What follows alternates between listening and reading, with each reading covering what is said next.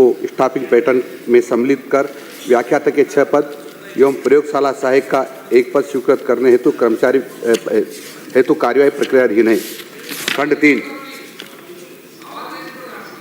प्रारंभिक शिक्षा विभागांतर्गत विधानसभा क्षेत्र बिलाड़ा में राजकीय उच्च प्राथमिक विद्यालय गुजरों के देवासियों की ढाणी देवनगर में शिक्षकों के कुल 5 पद स्वीकृत हैं, जिनमें से 2 कार्यरत एवं 3 पद रिक्त हैं। उक्त लेवल द्वितीय के पदों को भरने के संबंध में प्रारंभिक शिक्षा विभागांतर्गत प्राथमिक और उच्च प्राथमिक विद्यालय अध्यापक सीधी भर्ती 2022 लेवल 1 लेवल 2 के पदों को भरने के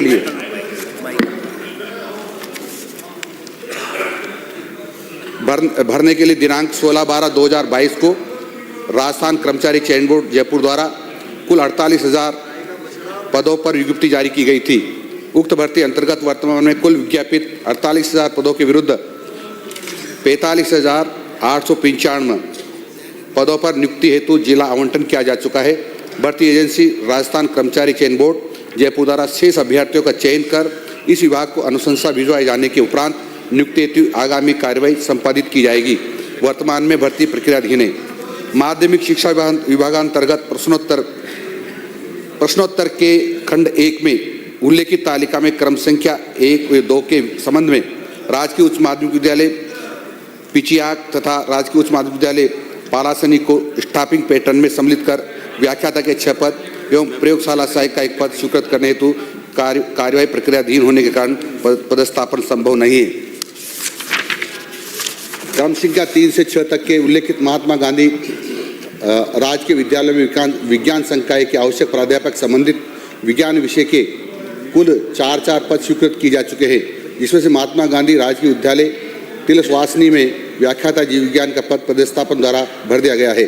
शेष महात्मा गांधी विद्यालय में स्वीकृत विज्ञान संकाय के 9 पदों को विज्ञप्ति 11/7/2024 की भर्ती प्रक्रिया में से शेष रहे पदों के संबंध में नियमांतर्गत कार्मिकों का चयन कर इन विद्यालयों में पदस्थापन की कार्यवाही प्रक्रियाधीन है। माननीय सदस्यों, दोनों पक्ष से प्रश्न भी शॉर्ट में पूछना चाहिए और उत्तर जो परिशिष्ट में लगा कर दें तो प्रश्न के उत्तर में तो लंबा शायद समय भी नहीं लगेगा। माननीय अध्यक्ष महोदय, मैं आपके माध्यम से मंत्री महोदय जी से पूछना चाहूँगा कि इन्होंने जो 5 विद्यालय विज्ञान संकाय के स्वीकृत किए हैं और उसमें प्रयोगशाला निर्माण, प्रयोगशाला उपकरण और जो विषय प्राध्यापक है और प्रयोगशाला सहायक कब तक लगा देंगे इनमें? वहाँ पे विद्यार्थी अध्ययनरत हैं और उनको विद्यालय संबल योजना के तहत उनसे पैसे लेकर फिर टीचर पढ़ा रहे हैं, तो मेरा आपसे आग्रह है कि उनके ऊपर भार नहीं बढ़े। आप कब तक इनको वहाँ लगा देंगे और प्रयोगशाला निर्माण और प्रयोगशाला उपकरण कब तक दे देंगे? माननीय मंत्री जी, प्रयोगशाला का भवन यदि पहले से उपलब्ध होगा तो हम 1 अप्रैल से प्रयोगशाला की सामग्री देना प्रारंभ कर देंगे।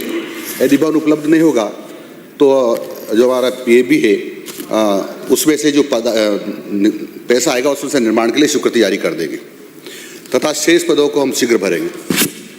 अगला पूरक।